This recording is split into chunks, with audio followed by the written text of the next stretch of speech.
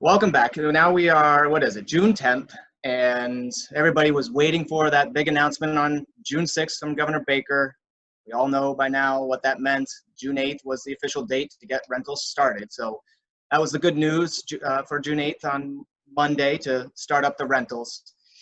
Of course, with that came the guidelines, and those guidelines that were not all that unexpected because we did have a preview and discussed a lot of those last week. The guidelines that we saw in preview form pretty much held true. I don't think there were any changes there.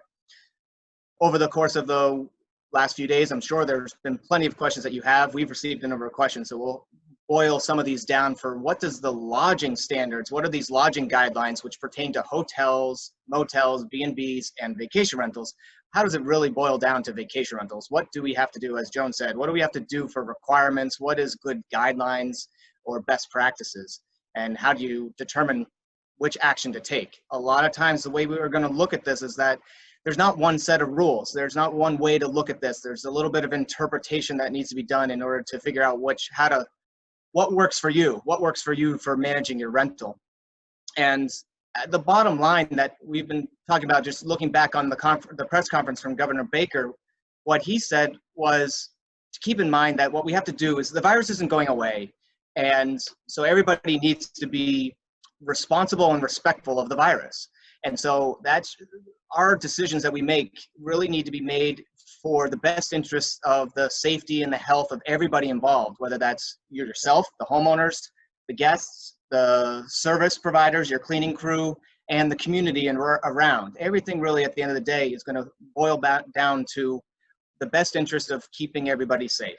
And so we'll go through those requirements, and I'm sure you'll have questions about, what is required to do and what are our options. And oftentimes there are several options that you guys can tackle at the same time to stay within the standards. The other note that I want to make is on the traffic and the vacationer traffic, the vacationer demand. And many of you have already commented on this and seen already that we've really seen quite an uplift in traffic. We talked about it at the previous meetings. Ever since phase one was announced, or this phase-in plan was announced, I think that gave people hope that there would be a summer. And so since May 18th, we started to see an uptick. And we've seen an increase drastically since May 18th, and then again, another uptick since, I'd say the weekend, since June 6th. I think our numbers, our both vacationer numbers and inquiry numbers have come back to make up the ground that was lost in April and May, and then some. A couple stats for you, just if you're interested, kind of what we've been looking at. I looked at the numbers for May, and the increase, we're well over 100% increase in the number of vacationers that have been coming back to our site. And we've had a 60% increase in returning vacationers that have inquired on our site in the past.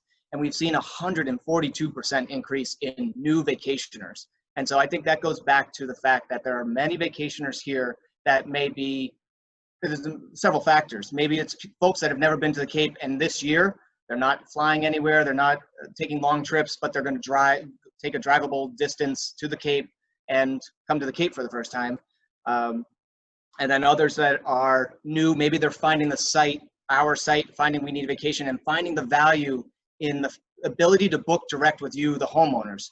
I think a lot of vacationers, as you can imagine, have questions, have concerns about what your policies are, and so they want to reach out to you. And that'll be another key point that we hit upon, is the communication is vital during this stage. Vacationers want to connect with you to answer their questions and make sure that it meets their standards.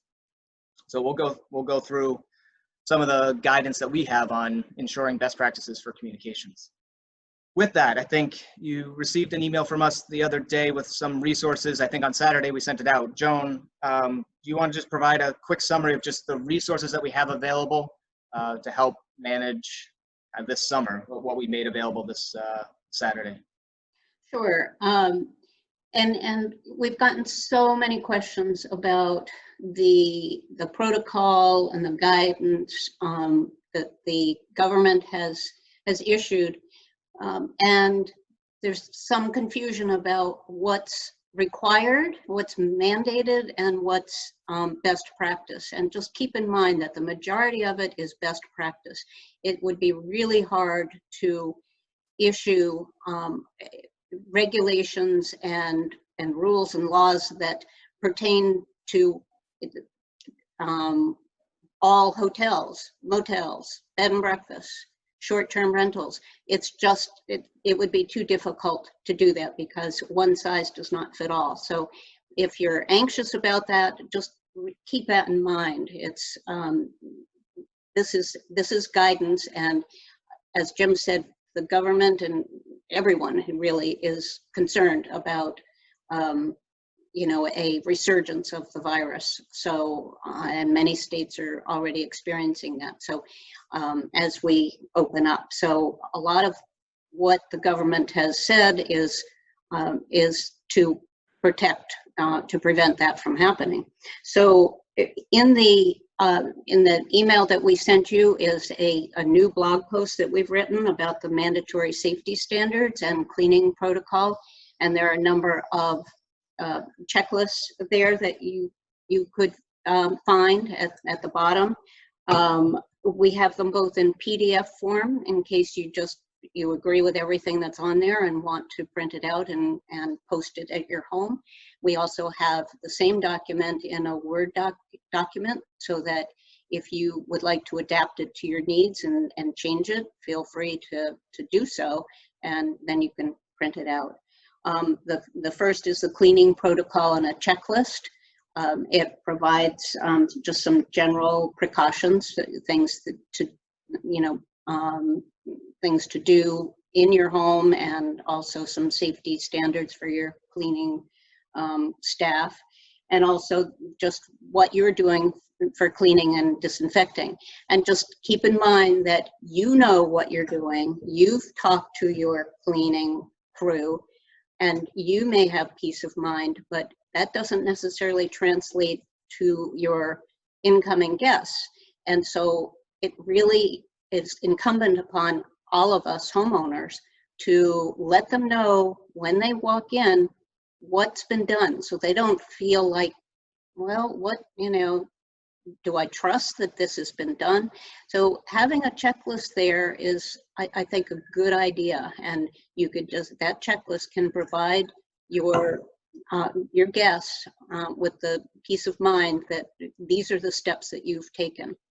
And then there's also a log, a cleaning log that you could leave for your cleaning staff. And when they, at the very top, it could just have the name of your cleaning crew. And then as they leave your home, they could just sign off on it, their initials or their name, you know, one of the staff, and the time that they were there, the date, and that way, and then just check that, you know, that the cleaning protocol has been followed.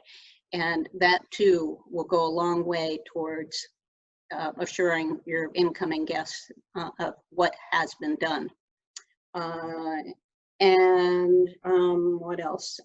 A guest log. And this is something that the governor has suggested as a good way to provide some guidance on contact tracing in case someone does come down with a virus. If you have a list of the names of the people who entered your home, and you could keep this list on your own, or you could have them fill it out when they come in with the names of people and their contact information. But you wouldn't want to leave it there as a running list, because obviously this is, it's for privacy's sake. So you could have your cleaning crew pick it up, or you could just keep it on your own, just have it ahead of time and fill it out with the names of the people who will be in your home. And I think that's about it. Okay. I think you can find those. We will be, as usual, sending out a summary of this meeting, a link to the video in case you have to drop off early, the chat, and some references. So everything that gets brought up, the checklist that Joan just mentioned is available on the blog, but we'll send a direct link after this meeting, and you can download it from there. Anything else that comes up today, Beta's monitoring the chat, so anything in the chat that's mentioned, we'll send that around as well. Before we open up for Q&A, I just want to cover two common questions that we've already heard and I know are going to be asked, and so let's cover those first, and then we'll open it up for questions from the audience here. The first one is on the quarantine question. It's a very common question. What does it mean? And Joan, what's been our answer there? Well, as I've explained to so many anxious homeowners about this, it's more or less left over from March and April, when there were so many people flocking to the Cape and Islands, to their second homes, to hunker down during the worst of the pandemic. And the government instituted that 14-day self-quarantine, and it has stayed as an advisory. They require you to tell your guests, and again, this refers also to people, hotel guests, about this advisory to self-quarantine. But it's virtually impossible. Someone's coming to a hotel for 3 days or your home for a week. You can't self-quarantine for 14 days. And so I think it is their way of just taking that extra precaution about trying to limit the surge of people coming. If enough people feel that, oh, well, I have to self-quarantine, I'm not going to come. But I just keep in mind that it is simply an advisory. It is not something that people have to do. The legal language is you have to inform your guests of the urging to quarantine, but it's not required. And what we tend to turn to is, after that, focus on what it's going to take to remain safe and what are some of the best practices to follow while you're on vacation, your social distancing standards and so forth. So again, there are some other guidelines that we've seen them all around about the social distancing guidelines. We have a couple other printouts, I think one from the government, and another one about beach guidelines. I mean, those are both going to be good, useful references to leave in the rental for people to ensure that they're safe when they are at your rental and about in the community. Joan, the other question, and I already saw it here in the chat, was the common question about linens. Linens, bedspreads, pillows. This is a great question in terms of there's not a single answer here. So what are the options on linens? What should people consider? Well, the big question here are the blankets and bedspreads, because that was something that was, again, urged, not required. And even in the guidelines that the Realtor Association put out, Cape and Islands Association of Realtors, they really didn't specifically call out blankets and bedspreads. They just said linen should be laundered. But there are a number of things you can do, and one is to ask your guests to bring their own, even if they want to bring pillows, whatever makes them feel safest. And if you ordinarily provide all of the linens and towels, but you have a guest who's a little bit hesitant about that, then ask them to bring their own. As far as the blankets and the bedspreads, you could either, if you have lightweight things and you're able to launder them in between, you could do that, or you could get duplicates. I bought through Amazon recently, very inexpensive and lightweight bedspreads, and I have a number of blankets, so I'm alternating. There will be a week in between each each use. And I think we've all heard that the virus does not stay on soft surfaces for very long. So I just think, you know, common sense has to come into play here, and we can't guarantee anything 100%, but I think, you know, the linens just have to be, you know, as normal. You either provide them and they're clean and you know, and laundered in the hottest temperature possible.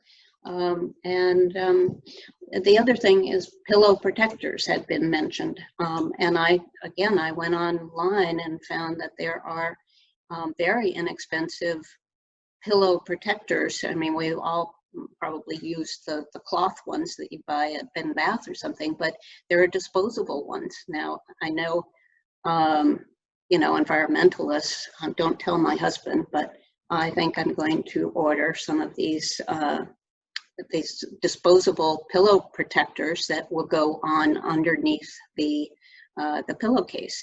And you know, I could leave them for my guests to put on themselves so that they know, or I could have them put on, you know, ahead of time. But I think it's the kind of thing that's used in hospitals and nursing homes. So I think that's probably will give them peace of mind. It's where their head's going to rest at night. So it might not be a bad idea. And again, they're not expensive. You could buy a whole box of them for, you know, not much money. And I think the key again here is the communication side of things. Whatever you decide to do is to communicate with your guests up front. If somebody's booked already, communicate what your cleaning standards are going to be, what your cleaning process is going to be for the summer, and if there are steps that you're taking with, say, the linens that we're talking about, make sure you communicate that to your tenants. I often speak from the vacationer side because I don't have a rental myself. I'm renting one. I'll be renting one this summer, and I received an email last week from my host who is saying that they are removing all blankets, all comforters and pillows, and they want us to bring our own. And to me, they communicated that to me, and I'm okay with that. It's a small place. It's a 2-bedroom. So one, my family can bring our stuff with us. That's no problem from our end. And again, most vacationers are coming from the standpoint of, that's not so much of an inconvenience for me. If it gets me to the Cape and I can spend a week on the Cape this summer and all I have to do to get there is to bring a few sheets and blankets, so be it. That's fine with me. I think I think communicating what your process is going to be with your guests, you'll understand, make that, emphasizing the communication and establishing that relationship with your guest, understand what their concerns are. You don't want them walking into your rental on day one and then being surprised about something, and then now you have an issue to deal with. So make sure you deal with some of this up front. All right, with that, I think we are going to open it up to questions from folks. Look for the raise hand option on the device that you're using, computer. Most of you are probably on your computer or mobile. You can raise your hand and we'll see it. I do ask that, just for the sake of time and the number of questions that are likely going to be asked, just try to be as concise as possible. It feels like a radio show sometimes when I unmute folks and bring people in, but we'll try to stay on topic and address as many questions as we can. Regarding that is the fact that a lot of people want to hear from other homeowners, and we can't unmute everybody in this call, over 100, 150 people today. We can't unmute everybody. What we are planning to do is send out a survey to the group here and all other homeowners on our site and gather some feedback about other steps that they're taking. And so we'll circulate those survey results around. You'll be able to see how are people managing linens, how are people managing turnovers, and see what sort of the consensus is, and again, or what the different options are. So nobody's raising their hand yet, but maybe, let's see. So raising your hand, there's one. Tina, I'm going to unmute you. And let's see if this works. You might need to unmute yourself on your end after I clicked unmute. There you go. Okay. Hi, Tina. Hi, I have a comment and a question. And actually, my first comment is thank you guys. This is fabulous. Something someone mentioned that none of us that in my group ever thought about was potholders. And so we are just making a bunch of those woven loom potholders, and we'll swap those out also. And then I wondered about utensils. I know that most people will choose to use plasticware, but has anybody devised a unique way, I don't have a dishwasher at my place, of dealing with the day-to-day utensils, knowing what was used, what wasn't used, what needs to be washed, or do you just wash everything? Oof. That's a tough one. I think, yeah, I mean, if you don't have a dishwasher, I mean, technically someone's going to say all the safety measures, you got to wash everything, even stuff up on the counters that you know, in the drawers that people, I mean, that's not really something Realistic. that can be realistic. Some hosts have decided, I'm going to leave plasticware for my guests. Others, you may, you know, if a guest doesn't feel comfortable using the silverware, you can say that everything's been washed. I mean, you can't guarantee that every little piece of silverware has been taken out and washed again. So I think it's, you know, offering to leave plasticware is not a bad option if they're concerned.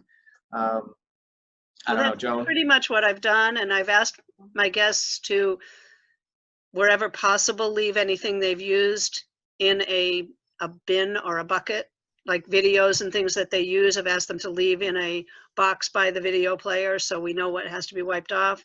And I'm thinking of the same with utensils. If they use something in the last few days, to just leave it in a bucket, and then at least we know that was used. And kind of keeping my fingers crossed at this point. Yeah, I think we could drive ourselves crazy trying to touch every surface and clean every single surface in a home. I just think it's really virtually impossible. And from everything I've read, it just doesn't seem that the virus is spread that easily through, you know, touching utensils or a plate or you know, anything like that. I mean, they talk about frequently touch surfaces like doorknobs and that kind of thing. I can see that, but I just have a hard time believing that the virus is going to be all over, you know, kitchenware and you know, all of the surfaces. And just remember, you know, people have to touch it, and then they have to touch their mouth and or their face, or, you know, it just it's so highly unlikely. Right. And guests are going to have to take their responsibility themselves. If they go in and take anything off your shelf, if they're overly concerned, they can wash it in advance. I don't think that's your responsibility to say, you know, provide a clean environment, but then have to get every touch point. There is a limit to what you are responsible for doing, and the guest also needs to take on some of that responsibility. And I do think they will. I saw there was one guidance that said, eliminate all magazines and guidebooks and go digital. And that, okay, if you have a basket of guidebooks, the reason why they said that is because that's probably a highly touchable item that people flip through versus your bookshelf. You know, if you have 100 books in a bookshelf, you're supposed to take out all the books and magazines? No, I mean, it's the common sense comes into play there. So again, everybody's got a responsibility in this. Sounds good. Thank you. Right, thanks, Tina. Moving on to Nancy K. Unmute you. Hello, Nancy. Nancy Kerner.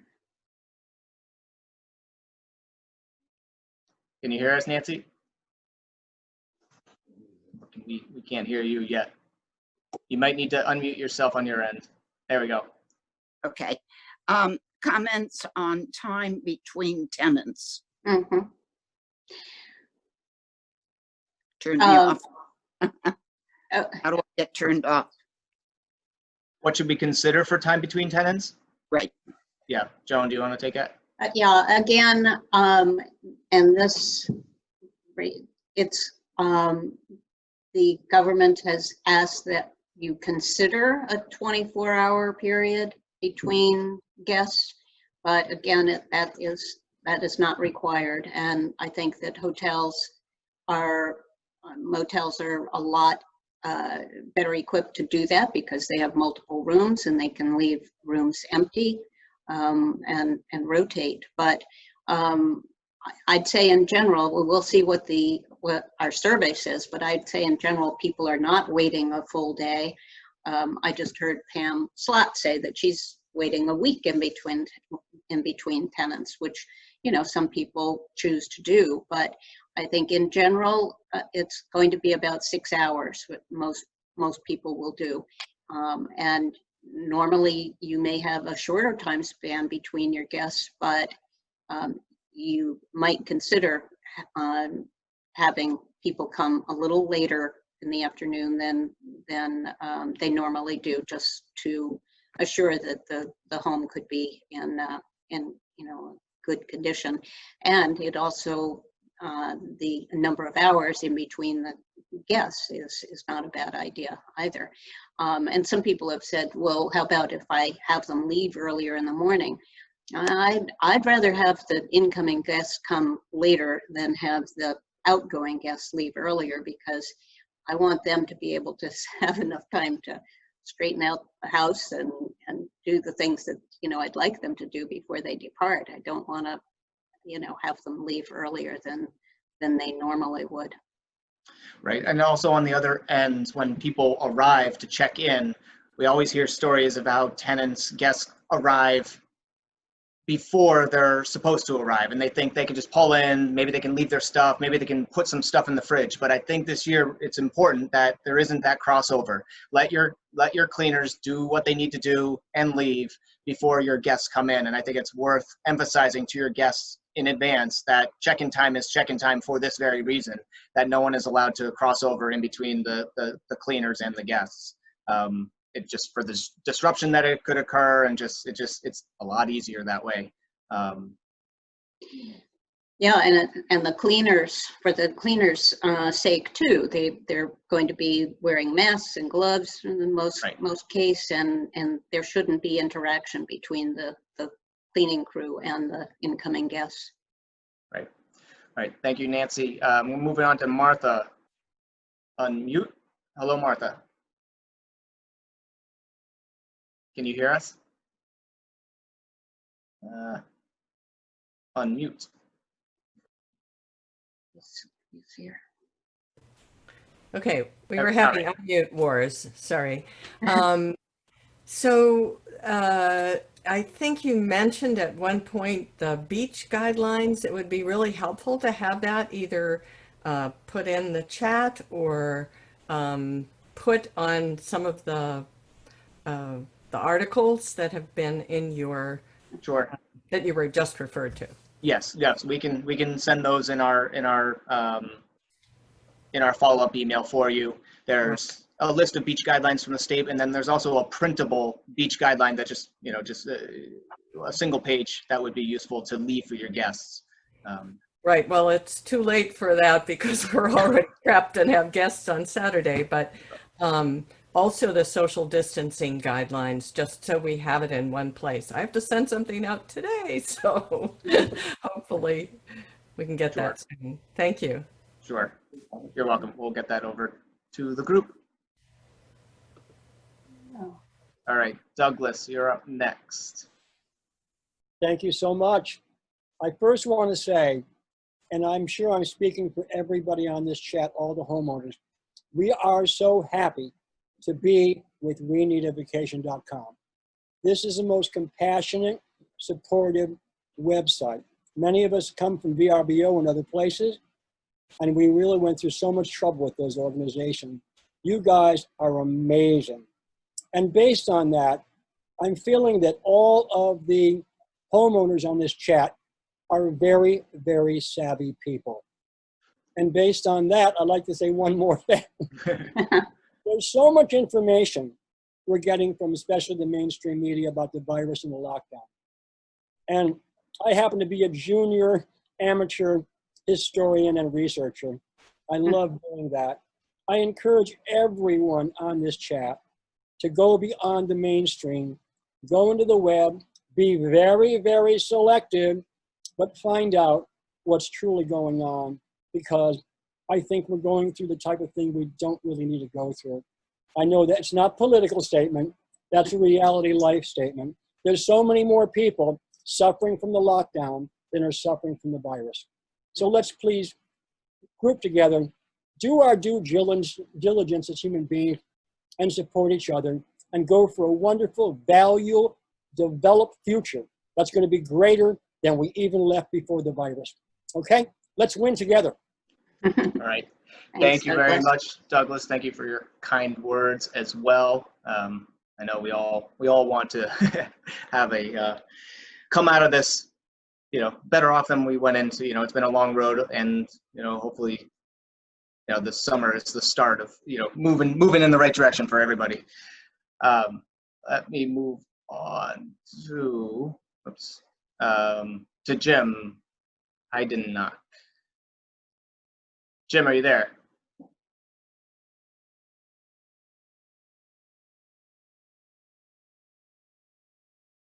Can you unmute him? Hello? Oh, Jimmy. There we go. There. All right. Thank you very much. This is Jim Hindenhock. I appreciate it. Douglas, thank you for your comments too. And happy birthday. I'll give you a shout out, all of you folks, yes, for being great communicators with us. You gave us some unfortunate, sad news over the weekend because we were excited with the short-term rental news. We happen to have a home in Wellfleet, and they are attempting to potentially extend the short-term minimums. I know they were meeting last evening. I was actually just on the Board of Health meeting before this, but the subject matter was a little different, so I didn't speak up. But are you aware if they made a decision last night? Clearly, we're Yes. well game. They made a non-decision they did not vote on it. They decided not to move towards implementing any sort of short-term minimum stays. Oh, they So did? they- Okay. Yes. Yeah. There was no motion to vote. They didn't even vote on it. No motion to vote. Okay, wonderful. Jim, I think they received so much attention and backlash to their attempts to do this and I think they really wanted other towns, neighboring towns to go in on this with them, and that wasn't happening. So I think everything conspired against them and what they were attempting to do. And in terms of the Board of Health, I just heard from someone recently that their 1 o'clock meeting this afternoon was started with a discussion of having the registration that they're considering strongly not start until after the season is over. So that's really good news too for any Wellfleet homeowners, because I think the fear was, and they were really trying to rush this through so that it would affect rentals and this summer, but it doesn't appear that they're going to do that. So good news really on both fronts. Yes, thank you. They didn't firmly commit to that, but I think what you're saying is correct, because the first gentleman that spoke had a 13-minute speech that was so legal that I think they said, okay, I'm not sure this is worth moving forward with, so I don't think it's going to happen. So thanks so much again, folks. All right, you bet. Thank you, Jim. Thank you. All right, move on to Ross. You're up next. Hey there. Hi, Ross. Hi, How are Ross. you guys? Hey, I just want to say again, echoing Douglas's comments, this is our first year with We Need a Vacation and totally thrilled. I really hate VRBO and HomeAway right now, so you guys are awesome, so thanks. I don't know if, I know you're not lawyers, but is there anything that you know of that's would prohibit a homeowner to present their upcoming guests a checklist, that says, hey, I haven't been, knowingly in contact with someone. I haven't, none of our group is presenting symptoms, that kind of stuff. One, to make it safer for our cleaners, but also to give, I guess, future renters peace of mind that we're checking with people. I don't know if that makes sense, but, I got something. I haven't been brave enough to go to the barbershop yet, but I got something from the barber that says, hey, you got to, you've done X, Y, Z, you've checked your temperature. I know it's probably not going to go into that detail, but, washing your hands before you come in. So I don't know if that makes sense, but is there a legal reason why not to do that, I guess, is my question. Thanks. Jim? Joan, Don't all talk at once. don't know who's going to talk. It's a great question because, and I've seen some statements that say you want to get confirmation from your incoming guests they have not been in contact with folks that have experienced symptoms, and then they themselves have not experienced symptoms. I'm not sure of what the legalese is, like what legally we're able to say. It may be, Joan, something we can check up on. Just is there an additional statement that we can put into our communication message that just simply says, you know, if you have been in contact, or if anybody has had a temperature over 100 degrees, you must let us know. You know, I think we can come up with some wording to try to get advance notice if something happens prior to their arrival that they need to inform the host. Right. Well, and that's one of our suggestions, is to say to your guests, your incoming guests, and you know, well ahead of time, you know, if someone in your party, or if you come down with the virus, or have, you know, think that you might been in contact with somebody, please let us know, and we will refund your money. We, you know, no questions asked. I know that's risking losing, you know, a rental, but it's not worth taking the chance. And I think we will look into it, but I think that that's probably not a bad idea to, you want to give as much assurance as possible, and no one can be 100% assured. I mean, we know that this virus can spread long before anyone has any symptoms, and it can be spread asymptomatically too. So, but we'll look into that. There's also the statement. I just looked back at the communication I received from my host, and also you have to look at it after they check out, because of if the symptoms don't come up till after. It's, again, we hopefully none of you have to deal with a situation where a guest comes down with symptoms during, but also after they leave. You need to know, if your guest leaves and goes home, you want to open up the communications with them to make sure that they communicate with you if they come down with it after they leave. It's you know, they don't have to, but obviously for contact tracing, we need to know if your guest leaves your home and comes down with the virus after they leave. Who knows where it came from? It could have come from when they got home, but you do need to know that too. So there was a statement that I saw about asking for guests to communicate with you after they leave as well, if something was to happen. So we'll follow up on that, Ross. Thank you. All right, moving on to Peter. Unmute you. There you go. Thanks, Jim. Much appreciated. So I totally understand that most everything that we're talking about today is best practices. There aren't a lot of firm rules and regulations. With that as a backdrop, one of the things that I've kind of been doing over the years and augmented with your guidance is sort of this whole little welcome packet thing, right? I've got a 3-ring binder, talks about how to change channels on all my TVs, because it takes about 4 or 5 clickers now to change channels on TVs, and you know, how to use the gas grill, and brochures on our family approved restaurants and all that kind. Should we not be doing that this year? Should we be leaving that? Tide charts, all that, should we? It's best practice is to move stuff digitally if you can. I think that, you know, I mean, you talk about the 3-ring binder. Yeah, and I think, you know, as Joan mentioned, the virus is not transmitted as effectively on surfaces, but just for best practice, if you can make a digital copy available and send that, put it into if it's all in Word now and you printed it out, can you print out all your guidelines into a PDF and make it available? Most people bring their computers with them. So most people bring their phones with them, so they can read this information electronically. So if there's a way to transfer it, it's a good idea. You probably have built that your binder up over the years, so it may be easier said than done. So I just, you know, I don't think you want to go to the method of, I mean, you could have, you know, I mean, if you really want to do it, you can make 2 copies of it and then just swap them out. I mean, you can't do it, like we said before, you can't do it for every piece of material in your house. I mean, you got to draw the limit, but I'm just specifically talking about the most commonly flipped through piece of material, that being the kind of your welcome book.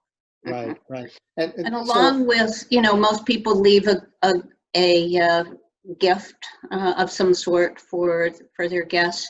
Mhm. You could print out individual instruction sheets for each renter. And so for each set of guests, they get a separate little packet of Nice. information Mhm. that's just for them. Sure.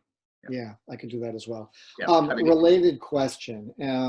So it sounds like, well, yeah, again, we are bring your own linens people. We provide the bedspreads and the blankets and the pillows, and they do everything else in the past.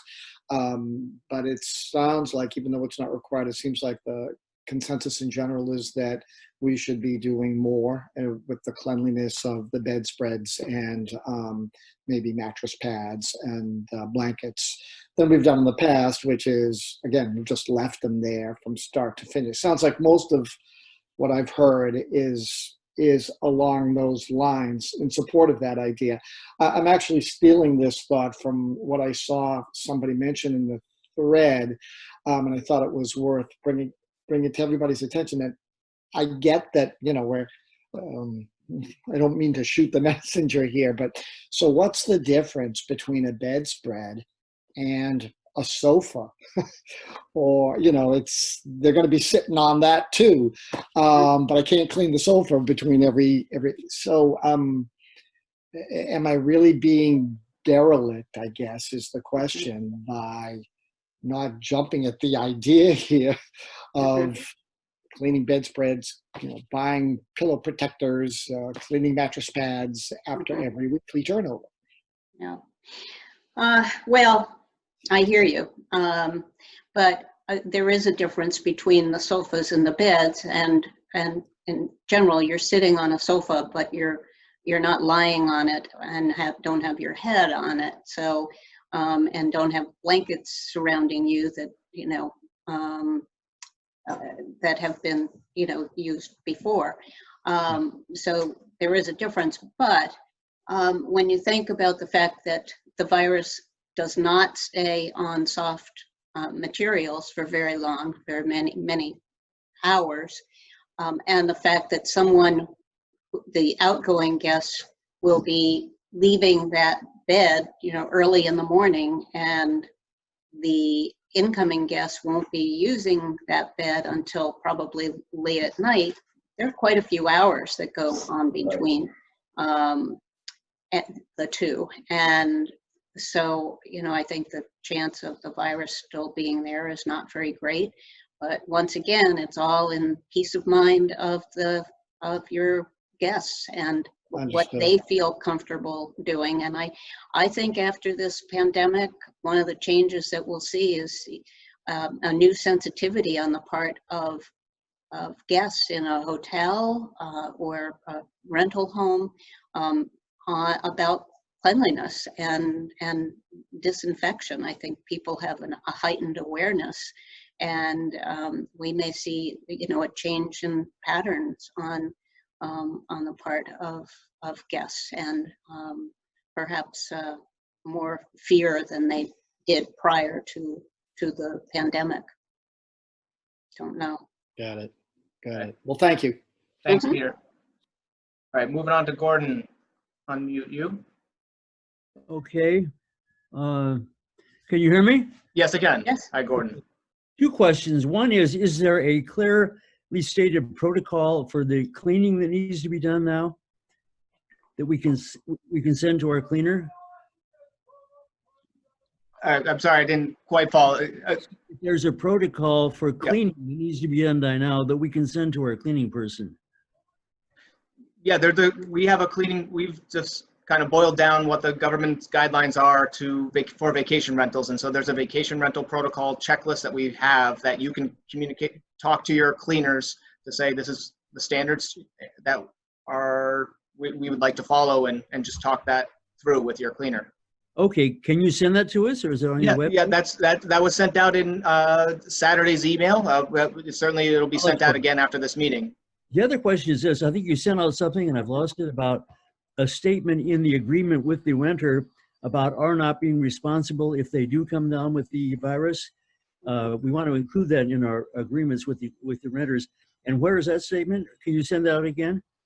Or Joan, that's just in the sample lease, correct?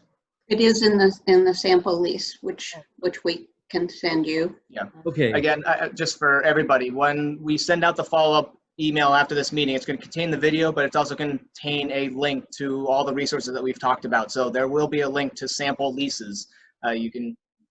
You'll find the sample lease, you'll find Good. the additional indemnify clause in there that we've been talking about. If you Good. can't find it, just send us an email if you can't find it. Okay, thanks very much. You're welcome, Gordon. Thank you. All right, Mendy, you're up. Unmute you. Hi there. Hi, Mendy. Hi. This is Mendy is my son's name. I'm sorry if this was Oh. addressed. Having issues with this phone. I have 5 children, so they do all kinds of funny things to my phone. But Understand. battery, so I apologize. I have a quick question, and let me know if you already addressed regarding letting people know that when they travel to Massachusetts, they have to quarantine. They've been urged to quarantine for 14 days. Couple of questions. Do you think that recommendation is going to go away in 3 weeks because each phase lasts 3 weeks? And also, I've made people aware of that in my welcome letter because some of these people have booked, 6 months ago, and we're not aware of this, obviously. I'm just wondering if I also need to include it in my check-in instructions. What do you recommend? What are your thoughts? Yeah, so we did. That was a common question. The quarantine question is a common question. It's not gonna. I doubt it'll go away. But Joan talked about how it's a urging. The definition by law is that you have to tell your tenants that they're urged to quarantine from out of state. It's not required. It's not required by law. So I think the expectation is just you provide that guidance, and then we focus on making sure that they're educated on what they need to do to stay safe while they're vacationing at your home. I think it will be with us throughout the summer, frankly. And other states, our governor is trying to do similar things to, what in accordance with other states, neighboring states, which also have this kind of guidance. And I notice on the highways, these, the light up billboards that talk about the, visitors 14-day,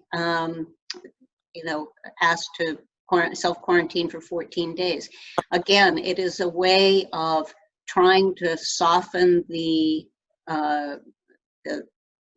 number of people who come into the state, but it is not required, and so.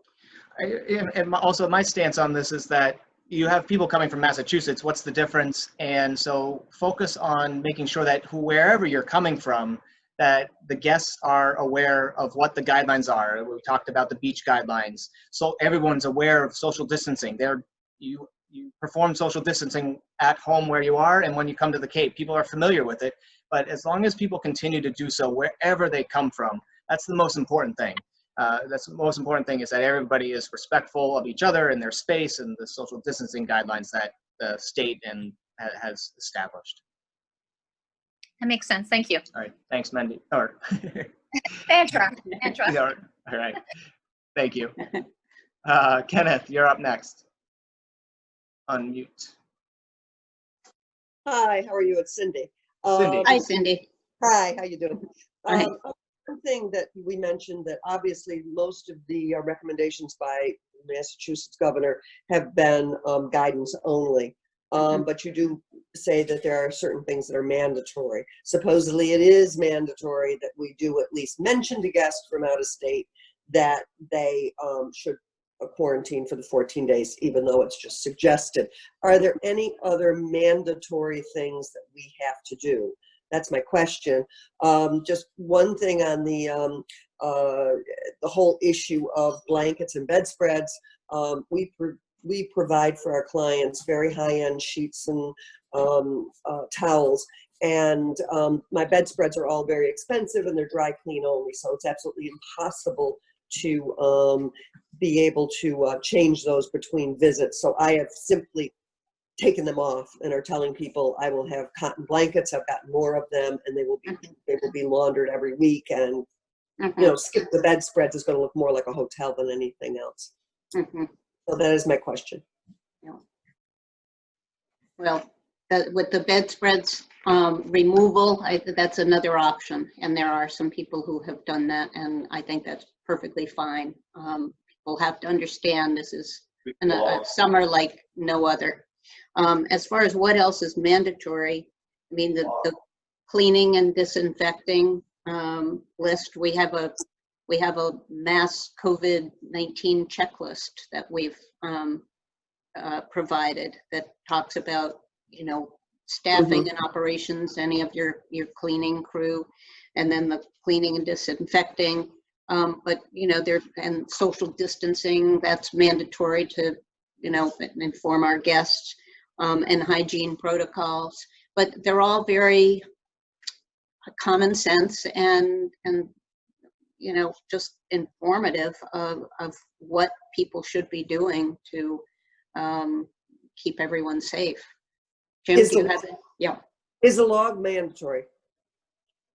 No, I don't think it is. Is it, Jim? The log Mandatory? of guests or the log of cleaning? The log of guest. Well,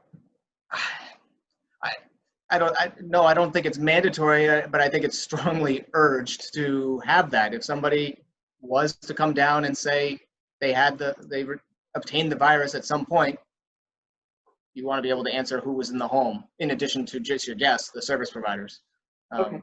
So it's a best practice more than it, but strongly urged. Okay, thank you. You're welcome. All right. Next up, Barbara, I'm going to unmute you. Barbara, are you there? Yeah. Hello. All right. We're both here. We're both here. Hi. All right. So our question has been mentioned in the group chat, but I thought it might be a good idea to bring it up verbally. And that is, we have a number of rental agreements that were signed well before this COVID started. And I would like you to comment on how could we possibly ask someone to, indemnify us, because we didn't have that clause in there at that time. We do now.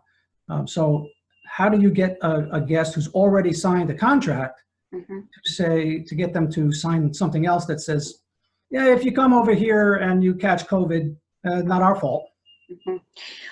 First of all, in your current lease, does it mention health at all? In the ones that were prior to when this whole thing, hit the fan, no. Because our sample lease has always had a clause in it that mentions that if a guest, that homeowners will not be held responsible if guests, if there are health issues during or after the guest's stay. And we simply added the words including viruses to that clause. So it didn't change very much. We just made it a little more specific. But if you don't have a clause, even just mentioning the health, I think you could probably just in your communications with your guests, you could include that and just say, during these, could you sign this and get this back to me? But I wouldn't send it just alone like that, because that makes it seem, I think that I would couch it in other terms, and you could be providing information to them about check-in, and these are the protocols, and these are the safety measures that we are taking. So send it along with other information, and then just by the way, this is something that we did not include in our lease before COVID, and would you mind signing it? Yeah, folks in the chat are saying to send an addendum. So you could officially send an addendum to your lease, and as Joan said, send it along with the reassurance of here are our steps, here are our measures that we're going to take to ensure your safety and your health while you're here. However, this is to make things legal. We do need to send this Right, addendum. but I guess that if they say, no, I don't want to sign that, we're kind of stuck because they've already signed the contract. True, but I think that's where the relationship with your guest matters, and I think I'm hoping that guests don't make it difficult, because Yeah. there's no guarantee. We've had this discussion with other meetings, is that if someone does come down with the virus, how is there any guarantee where they got it from? Was it before they arrived? Was it out in the community, or was it at your home? Nobody's going to know that for sure. I think Clearly. people will be understanding for the most part. Okay. So Thank you. you're welcome. All right, there's no more hands raised here. If there's any last question, feel free to jump in. Let's see. Joan, do you have any other comments? Joan, do you want to have any other comments to add here? Not at the moment. Are we ending? Are we? We hit nearing our the end? clock moment, so I think this was a good run through the list.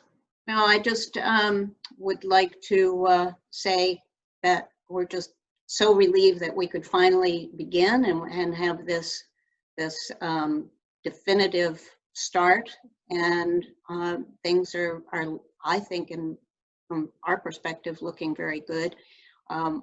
Just really, bottom line is communicate with your guests and make them feel safe and welcome, and reassure them, but because they're anxious to come, but at the same time they're anxious about coming. So it's been great to have you once again. All right, we plan to continue having these meetings. You know, they're not required to attend. If you find them useful, you know, we'll be here answering questions. I'm sure there'll be other things that come up in the next few weeks as we get into the summer season. So feel free to attend. We'll send out daily emails, or an email the day before each Wednesday meeting. So in the meantime, you know where to find us. You can always reach us. All right, we're going to sign off. Thank you very much, everybody. Bye. See you next time.